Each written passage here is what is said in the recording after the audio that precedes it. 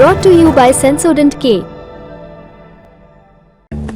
बस बैक नहीं आया। SLS पैराफिन और दूध का करंट भी कौन? तो लाइफ का करंट ऑन? कुछ भी। तो ट्राई करके देख ले। Sensodent K toothpaste for sensitive teeth. Hold up signs proclaiming gays for Gaza.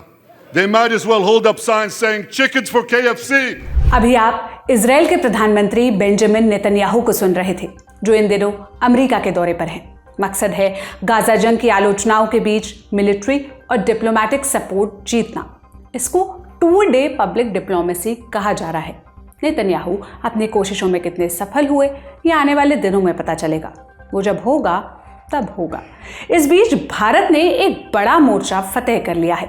Bangladesh के मोंगला पोर्ट का कंट्रोल भारत को मिल गया है। ये बांग्लादेश का दूसरा सबसे बड़ा बंदरगाह है। इस पर लंबे समय से चीन की नजर थी, मगर अंत में बाजी भारत ने जीती। पिछले कुछ बरसों से चीन दूसरे देशों के बंदरगाहों का कंट्रोल अपने हाथ में ले रहा है। इंडियन ओशन रीजन यानी IOR में कम से कम 17 बंदरगाहों में चीनी कंपनियों की भागीदारी है। इसकी तुलना में मोंगला भारत के कंट्रोल में आया सिर्फ तीसरा विदेशी बंदरगाह होगा। इससे पहले भारत म्यांमार के सितवे और ईरान के चाबहार पोर्ट को ऑपरेट कर रहा था। बंदरगाहों पर कब्जे की होड़ को इंटरनेशनल रिलेशंस में पोर्ट डिप्लोमेसी कहते हैं। तो आज हम जानेंगे मोंगला पोर्ट भारत के लिए कितना जरूरी है, बंदरगाहों पर कंट्रोल करने की होड़ क्यों बढ़ रही है और पोर्ट डिप्लोमेसी का वैश्विक राजनीति पर क्या असर होता है।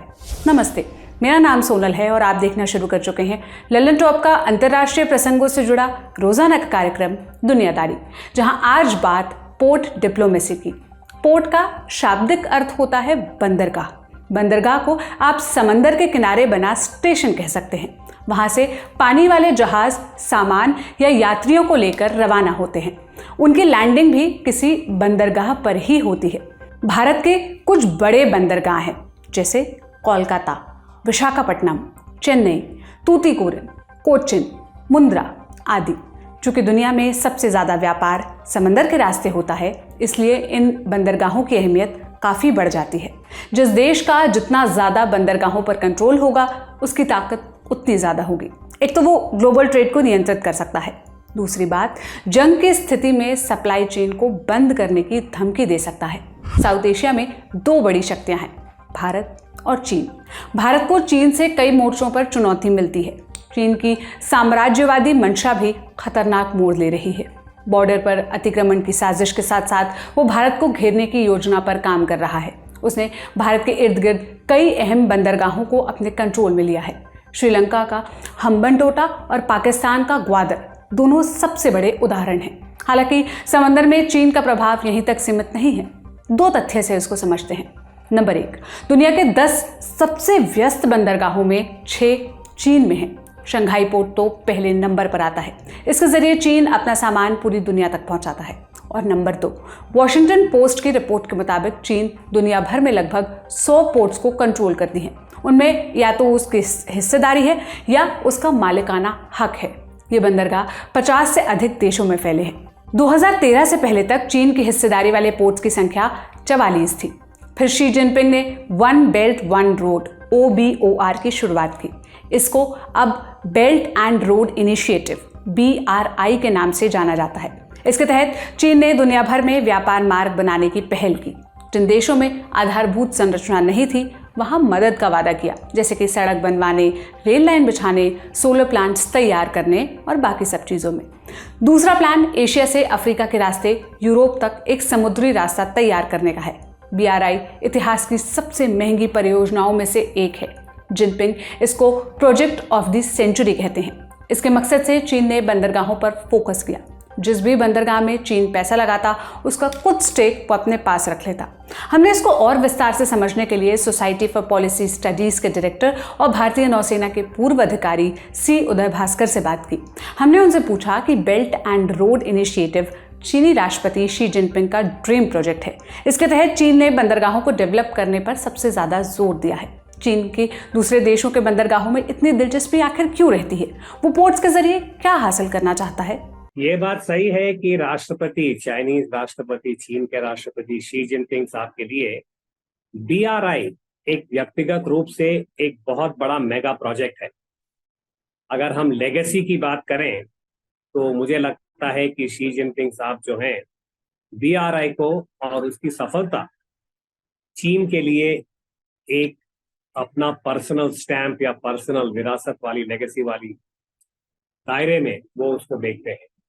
और दूसरी बात, इसमें कोई शक नहीं है कि जिस प्रकार से उन्होंने कल्पना किया है चीन ने, शुरुआत में लग रहा था कि ये काफी वेग था, इसमें क्लैरिटी नहीं थी वगैरह, पर धीरे धीरे मुझे लगता है कि चीन ने इसको हमारे दक्षिणी एशिया के लिए खास पहले फेज में एक बहुत ही कॉम्प्लेक्स और अहम कनेक्टिविटी का नेटवर्क बनाने के खोज में है।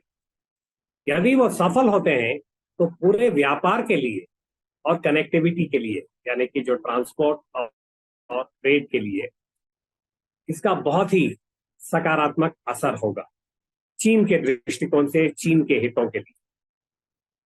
उस दायरे में, उस फ्रेमवर्क में ये जो पोर्ट्स है, जो बंदरगाह है, खास हिंद महासागर के, उनकी एक खास भूमिका है। और उस पॉलिसी को आगे बढ़ाने के लिए यह अभी धीरे धीरे स्पष्ट हो रहा है कि चीन जो है पोर्ट डिप्लोमेसी को काफी अहमियत दे रहे हैं। पोर्ट डिप्लोमेसी का अर्थात यह है कि चीन जैसे शक्तिशाली देश जिसके पास क्षमता है पोर्ट का इंफ्रास्ट्रक्चर बनाने के लिए और पोर्ट को चलाने के लिए, उन्होंने काफी क्षमता प्राप्त किया है। और अभी जब अगर आप विश्व का तुलना करेंगे, विश्व के टॉप 20 पोर्ट्स जिसको कहा जाता है, यानी कि जो कंटेनर ट्रैफिक है, जिस प्रकार से कंटेनर वहां जाते हैं, अनलोड होते हैं, फिर लोडिंग होती है और जहाज का टर्न अराउंड होता है, ग्लोबल रैंकिंग है ना, कुल मिला के जो फर्स्ट 20 जो पोर्ट्स होते हैं, फर्स्ट 10 आप देखिए, उसमें 6 चीन के हैं फर्स्ट 10 में। अगर आप फर्स्ट 20 देखेंगे उसमें भारत का कोई जिक्र नहीं। भारत का नावा शेवा पोर्ट जो है वो 26 नंबर पे आता है। तो उससे आपको अंदाजा होगा कि चीन कितना क्षमता उन्होंने प्राप्त किया है ग्लोबल लेवल पे। और उसमें इंडियन ओशन में उन्होंने अभी हिंद महासागर में कुछ ऐसे खास पोर्ट्स को उन्होंने चुना है। और अगर आप इंडियन ओशन का नक्शा देखेंगे तो हम्बनटोटा श्रीलंका में, ग्वादर पाकिस्तान में, जिबूती जो कि हॉर्न ऑफ अफ्रीका में है, और मालदीव्स का जो द्वीप है, सब में चीन ने काफी भारी इन्वेस्टमेंट किया है। उन्होंने बांग्लादेश और म्यांमार सितवे में भी कोशिश किया है, पर उसका उतना प्रोग्रेस नहीं हुआ है जितना वो भी चाहते हैं। तो अर्थात ये कि पोर्ट डिप्लोमेसी चीन के लिए एक बहुत बड़ा सामरिक इनिशिएटिव है और उसमें हिंद महासागर में अपना फुटप्रिंट और अपना जो इन्फ्लुएंस है उसको और मजबूत करने के लिए ये एक काफी बड़ा उन्होंने प्लान बनाया है। किन किन देशों के पोर्ट में चीन ने पैसा लगाया है, कुछ खास बड़े उदाहरण जान लेते हैं। यह है तंजानिया, इसके 2 पोर्ट, टोटल इन्वेस्टमेंट क्या है लगभग 84,000 करोड़ रुपए। ऑस्ट्रेलिया, इसके 3 पोर्ट, इसमें टोटल इन्वेस्टमेंट हुआ है लगभग 67,000 करोड़ रुपए का। श्रीलंका, इसके 4 पोर्ट, टोटल इन्वेस्टमेंट लगभग 33,000 करोड़ रुपए। और पाकिस्तान का ग्वादर पोर्ट लगभग 13,000 करोड़ रुपए इसमें इन्वेस्ट किए। इसके अलावा चीन ने Angola, Nigeria, Cambodia, Myanmar, Saudi Arab, South Korea, Israel, Qatar और ब्राजील जैसे देशों में पोर्ट्स में भी निवेश किया है। क्या विदेशी बंदरगाहों पर चीन के बढ़ते प्रभाव से बाकी दुनिया को चिंता करनी चाहिए और यह भारत के लिए कितना गंभीर हो सकता है? आइए एक्सपर्ट से समझते हैं। जब पोर्ट मैनेजमेंट हो जाता है, अगर मान लीजिए इस वक्त विश्व में ये स्टैंडर्ड प्रैक्टिस है, कई सारे अंतरराष्ट्रीय पोर्ट हैं जो कि दूसरे देशों को दिया जाता है कंस्ट्रक्शन के लिए भी, इन्वेस्टमेंट के लिए भी, मैनेजमेंट के लिए। तो इस वक्त चीन में विश्व में जहां तक पिछले साल का तुलना था, 100 से ज्यादा जियो स्ट्रेटेजिक पोर्ट्स के ऊपर उनका एक प्रभाव है, या इन्वेस्टमेंट के तरफ से या पोर्ट को चलाने के तरीके से। और ये कुल मिला के 60 से ज्यादा देशों में फैला हुआ है अंतरराष्ट्रीय स्तर पे। अगर आप देखेंगे अमेरिका, पश्चिमी अमेरिका के भूगोल में कनाडा से लेके पूरा मेक्सिको तक कम से कम 10-12 बड़े पोर्ट हैं जो कि चीन के कब्जे में कंट्रोल या वो चलाते हैं उसको। इसकी बहुत सामरिक अहमियत है। तो ये बहुत स्पष्ट है कि चीन का फुटप्रिंट बढ़ रहा है और इससे भारत के ऊपर व्यापार के जो दायरे में शायद हम ये नहीं कहेंगे कि इतना ये नेगेटिव या नकारात्मक बात है, क्योंकि ग्लोबलाइजेशन में ऐसे होता है कि अगर मान लीजिए विश्व के नंबर टॉप 10 पोर्ट्स चीन के पास है, इसका मतलब यह नहीं है कि इन पोर्ट्स में अमेरिका का व्यापार या यूरोप के व्यापार नहीं आता है। ग्लोबलाइजेशन का ये एक चिन्ह है कि सब बराबर है। कोई जहाज में ये नहीं पहचानते हैं कि भाई ये चीन का है और वो अमेरिका का है और वो इंडिया का कार्गो है, हम लेंगे या नहीं लेंगे, ऐसा नहीं होता है। पर इसकी एक कंट्रोल जो है वो चीन के हाथ में है। तो बहुत ही सटल तरीके से कुछ ट्रैफिक को रेगुलेट करना या किस प्रकार से आप जहाजों को आने देंगे जाने देंगे, ये बहुत सख्त तरीके से होता है। तो बाद में मान लीजिए किसी प्रकार का जंग का कुछ ऐसे पॉसिबिलिटी अगर है, तो उसमें पोर्ट का कंट्रोल एक बहुत अहम हो जाता है अपने आप। ये तो हुई चीन की कहानी। अब भारत की बात कर लेते हैं। भारत के पास 200 से ज्यादा पोर्ट्स हैं। इनमें 13 बड़े बंदरगाह हैं। विदेश में कितने पोर्ट्स का ऑपरेशन कंट्रोल भारत के पास है? मोंगला मिला लें तो 3 हैं। पहला है ईरान का चाबहार पोर्ट। पहली बार 2002 में भारत और ईरान के बीच चाबहार पर चर्चा हुई थी। 2003 में दोनों देशों ने सामरिक सहयोग के रोडमैप पर दस्तखत किए। इसमें चाबहार को डेवलप करने का प्लान भी था। मई 2016 में प्रधानमंत्री नरेंद्र मोदी ईरान के दौरे पर गए। वहां अफगानिस्तान और ईरान के साथ त्रिपक्षीय समझौता हुआ। इसमें international transport and transit corridor बनाने पर सहमति बनी। चाबहार के जरिए हम अफगानिस्तान और सेंट्रल एशिया के देशों तक आसानी से पहुंच सकते हैं। कोविड-19 के दौरान मदद पहुंचाने में इसी रास्ते का इस्तेमाल किया गया। पाकिस्तान का ग्वादर पोर्ट चाबहार से महज 72 किलोमीटर दूर है। इस पर चीन का नियंत्रण है। कई जानकार मानते हैं कि चाबहार से चीन की गतिविधि पर नजर रखी जा सकती है। और नंबर 2, म्यांमार का सितवे पोर्ट। ये पोर्ट म्यांमार के रखाइन प्रांत में है। इसको लेकर 2008 में डील हुई थी। बनने में 15 बरस लगे। अप्रैल 2024 में भारत की सरकारी company India ports global limited IPGL को सितवे पोर्ट बनाने का हक मिला। IPGL भारत सरकार के बंदरगाह, जहाजरानी और जलमार्ग मंत्रालय के अधीन आती है। अब ये समझते हैं कि सितवे की अहमियत क्या है। पूर्वोत्तर भारत को देश के बाकी हिस्सों से जोड़ने का इकलौता रास्ता महज 21 किलोमीटर चौड़ा है। इसको चिकन नेक कॉरिडोर YR कहते हैं। अगर इस कॉरिडोर में अड़चन आती है तो पूर्वोत्तर राज्यों को भारत से आसानी से अलग किया जा सकता है। डिफेंस एक्सपर्ट्स का अंदेशा है कि चीन ऐसी साजिश रच सकता है। इसलिए इन राज्यों को कनेक्टेड रखने के लिए भारत एक नया रास्ता खोज रहा है। इसके लिए Kaladan multi modal transit transport project बनाया गया।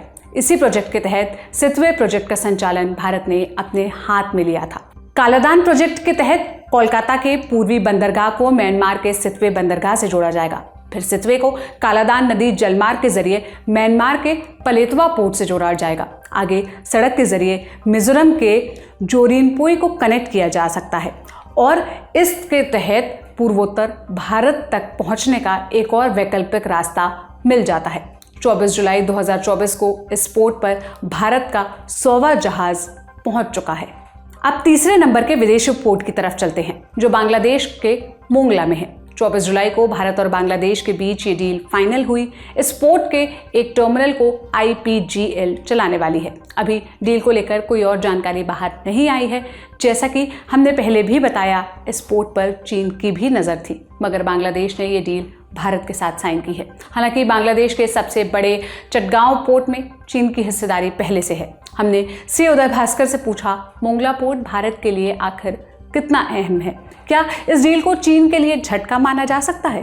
देखिए, चीन के लिए झटका तो नहीं होगा, क्योंकि चीन जो है बांग्लादेश में उनका काफी फुटप्रिंट है। अभी राजनैतिक, आर्थिक और इन्वेस्टमेंट के अगर आप देखेंगे, चीन का काफी वहाँ बड़ा प्रेजेंस है।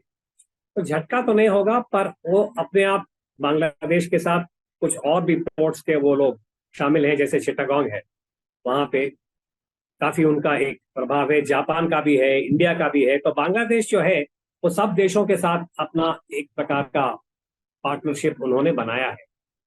पर भारत के लिए मोंगला काफी अहम है, क्योंकि अगर आप उसको मैप पे देखेंगे वो भारत के सबसे करीब बंदरगाह है। ढाका वगैरह बिल्कुल अंदर चले जाते हैं, चिटागोंग वगैरह।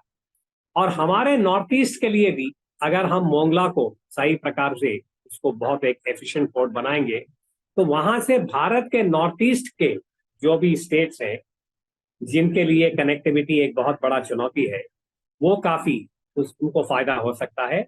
और साथ साथ भारत को एक पोर्ट चलाने का अगर मान लीजिए बे ऑफ बंगाल में होता है, आप मोंगला को कर दीजिए, फिर म्यांमार में सितवे का भी आप सोच सकते हैं। एग्रीमेंट तो है पर हम उसको आगे नहीं बढ़ा पाए हैं। श्रीलंका में भी इस वक्त हम्बनटोटा जो है वो चीन के साथ है।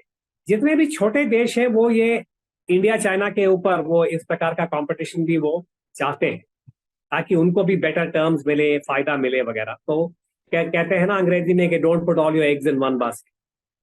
तो छोटा देश भी यही चाहता है। तो खास मैं कहूंगा कि भारत को किसी और कारण नहीं, अपनी ही विश्वसनीयता को बढ़ाना बहुत जरूरी है पोर्ट के क्षेत्र में।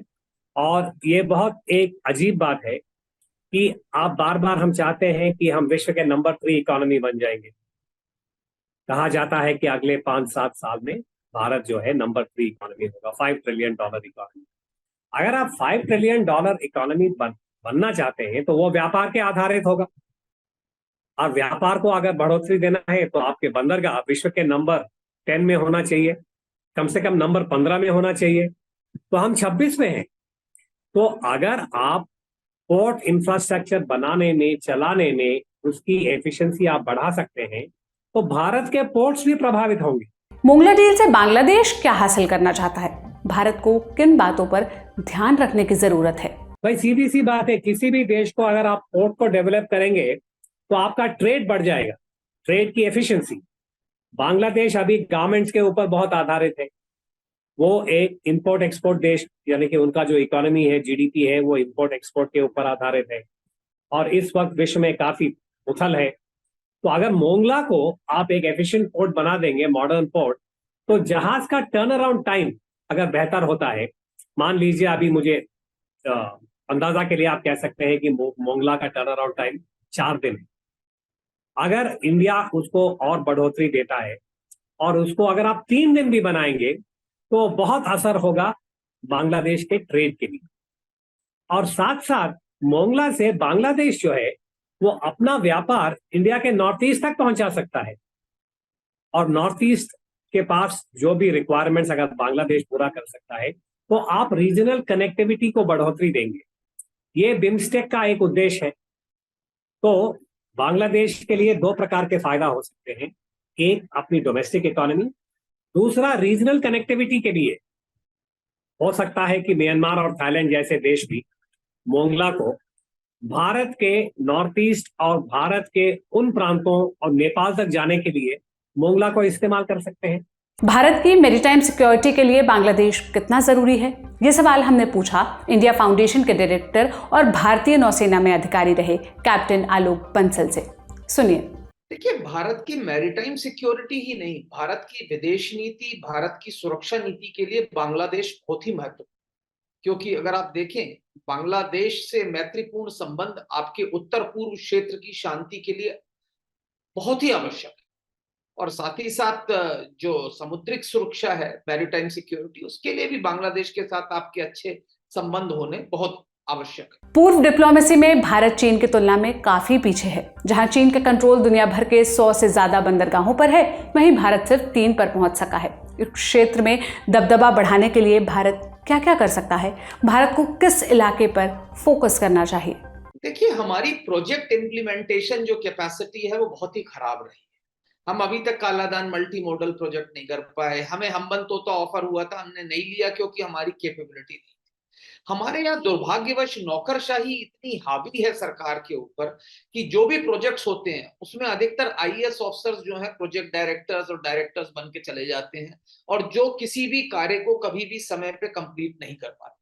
और इसके कारण हमारी जो स्थिति है प्रोजेक्ट कंप्लीशन की वो बहुत बुरी रही है। और इस कारण जो है जो कंस्ट्रक्शन वाले प्रोजेक्ट्स हैं उसमें हम काफी पीछे रहे। अब जहां तक सवाल पोर्ट मैनेजमेंट का है तो प्राइवेट सेक्टर की एंट्री पोर्ट मैनेजमेंट में बहुत बाद में हुई है। अभी अडानी ने शुरू किया है और अडानी ने कई विदेशी पोर्ट्स लिए, जैसा कि आपको मालूम है हैफा पोर्ट अभी अडानी ऑपरेट कर रहा है, और इस तरीके से अन्य विदेशी। जब प्राइवेट सेक्टर ऑपरेट करेगा तो हम सफल होंगे, लेकिन अगर सरकारी तंत्र, विशेषकर जो नौकरशाही से डोमिनेटेड सरकारी तंत्र है, अगर वो प्रोजेक्ट्स लेगा बाहर, तो हमें बदनामी के अलावा और कुछ मिलने की संभावना नहीं।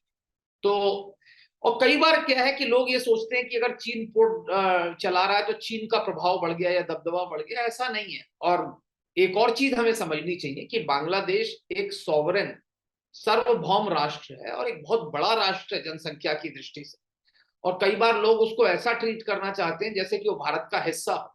तो बांग्लादेश भारत का एक बहुत अच्छा मित्र है, लेकिन इसका मतलब ये नहीं है कि वो हर चीज आपकी मर्जी के अनुसार करेगा, उसको भी अपने राष्ट्रीय हित के अनुसार कार्य करना जरूरी है। साथ ही साथ ये कहना भी गलत होगा कि चीन का सिर्फ एकमात्र उद्देश्य भारत को काउंटर करना है। चीन भी अपने आर्थिक उद्देश्य, अपने राष्ट्रीय हितों से कई बार कार्य करता है। तो चीन ने अगर कोई पोर्ट ले लिया तो इसका मतलब ये नहीं कि जबरदस्ती कि वो हमारे भारत विरोधी ही हो। एक चीज हमें अच्छी तरह से समझ लेनी चाहिए कि अधिकांश दक्षिण एशियाई राष्ट्रों के लिए, पाकिस्तान को अगर आप छोड़ दें, पाकिस्तान अफगानिस्तान को, तो भारत का पर्याय चीन नहीं हो सकता। China can not be an alternative for India. ये बात अच्छी तरह से हमें समझ लेनी चाहिए। ये था हमारा बड़ी खबर सेगमेंट। अब सुर्खियों की तरफ चलते हैं। पहली सुर्खी अमेरिका से आई है। तारीख 24 जुलाई 2024। पूरी दुनिया की नजर अमेरिका की राजधानी वॉशिंगटन पर थी। लोगों को 2 भाषणों का इंतजार था। पहला भाषण अमेरिका के राष्ट्रपति जो बाइडेन का।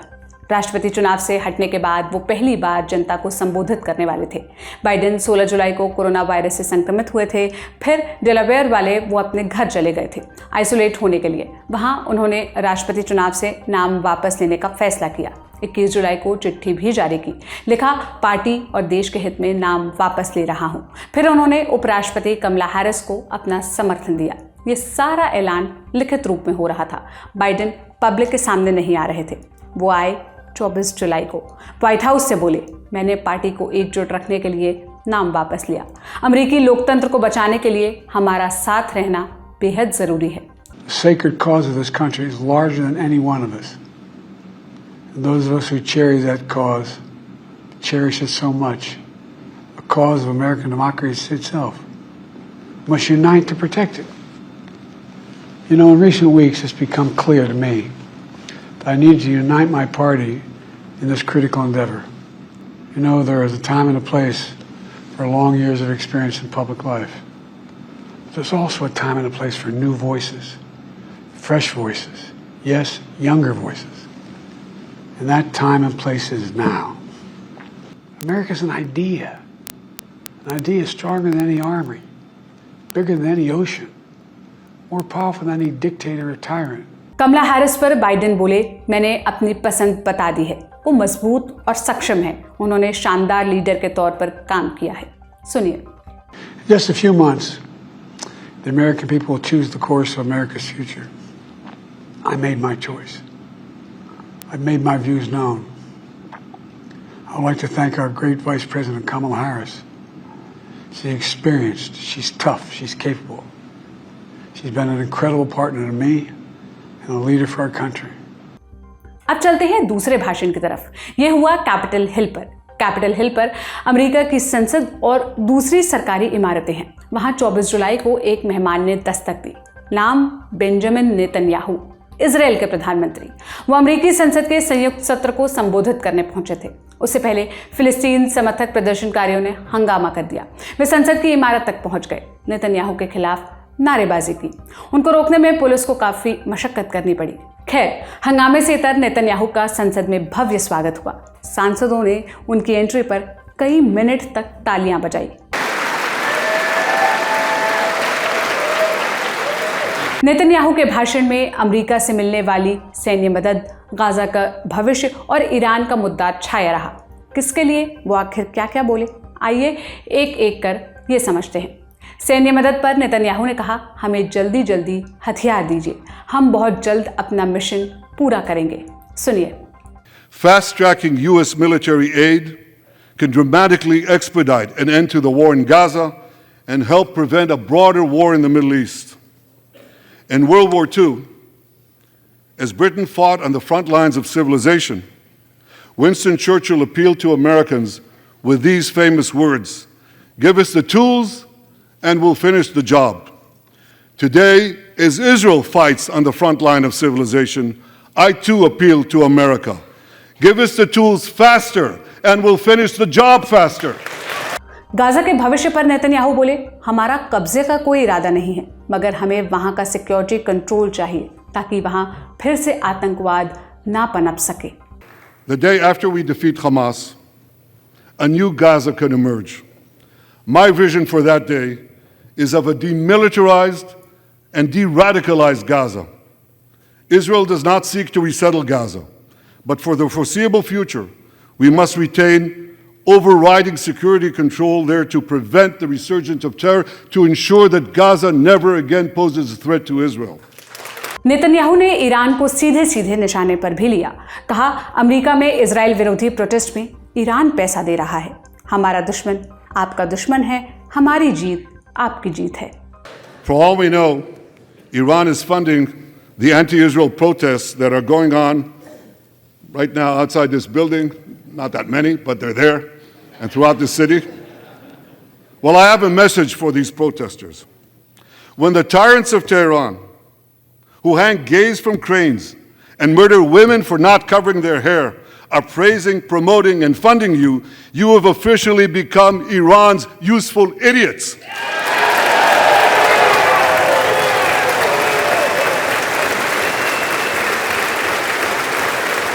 My friends, if you remember one thing from the speech, remember this: our enemies are your enemies. Our fight is your fight, and our victory will be your victory.